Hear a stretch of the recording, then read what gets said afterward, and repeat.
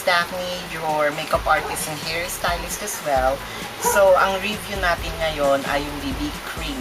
Madalas sa akin tinatanong na ngayon, nakagamit ka na ba ng BB cream? Ano ba yung mga BB cream na nagamit mo? Para saan ba siya? So, parang nabibingi ko every time, ano nga ba yung BB cream? So, I got curious myself. So, pumunta ako ng Face Shop. I tried Lovely Me X from the Face Shop.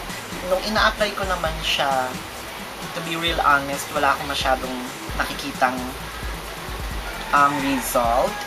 Pero according to the research, nagsimula to sa Germany because of a certain dermatologist na pinoprotektahan niya yung kanyang patient through blemishes dahil sa operation niya.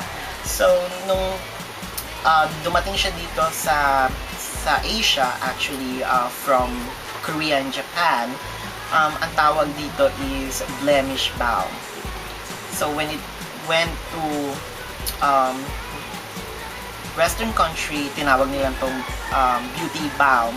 So, it's, I mean, either way, it's still called a BB cream. Well, sabi sa research na it's an alternative for moisturizer, primer, sunblock, 3-in-1.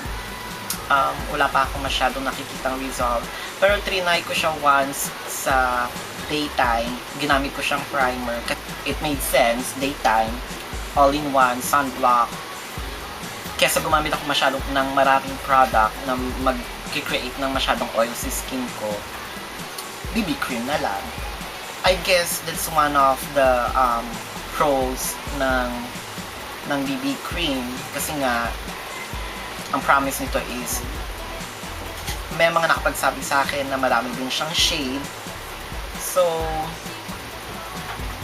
ang nakuha kong shade medyo maputi sa akin, which is okay naman as a primer kasi papatungan ko naman siya ng foundation. So, yung iba naman sabi, okay lang na walang foundation. Kasi ang sa akin, I have acne scars. So, hindi ako kampante na BB cream lang. So, okay, mas okay ako kapag nilalagyan ko siya ng foundation. Some other Asian countries, lalo na sa mga mapuputi or magaganda yung balat, BB cream lang yung ginagamit. It creates like a moisture on the face, then a little coverage. Dun sa mga gifted skin, well, BB cream lang yung ginagamit and it suits them. And one thing na kaya ako nainganyo is because of, since I have acne scars and some scars from my operation too. Kaya bumili ako ng BB cream and I hope it will help me in the near future. I know this is not a magic, so sooner or later, we'll see. I'm gonna post the result probably in a month's time kung meron mga nagbago dun sa mga acne scars ko. Pero, so far, ito pa lang yung ginagamit kong BB cream from the Face Shop. Thank you for watching. Bye!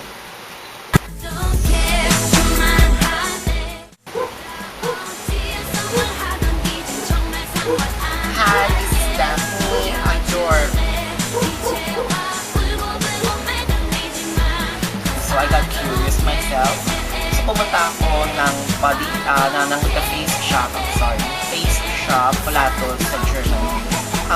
Ito sa, nagsimula siya sa Germany, dermatologist na pinoprotektahan niya yung kanyang client, kanyang patient dahil sa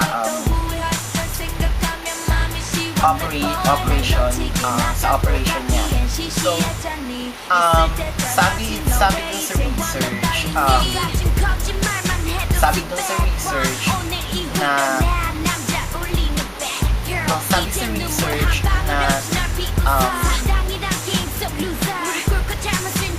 primer, now clap your hands to this. I don't care.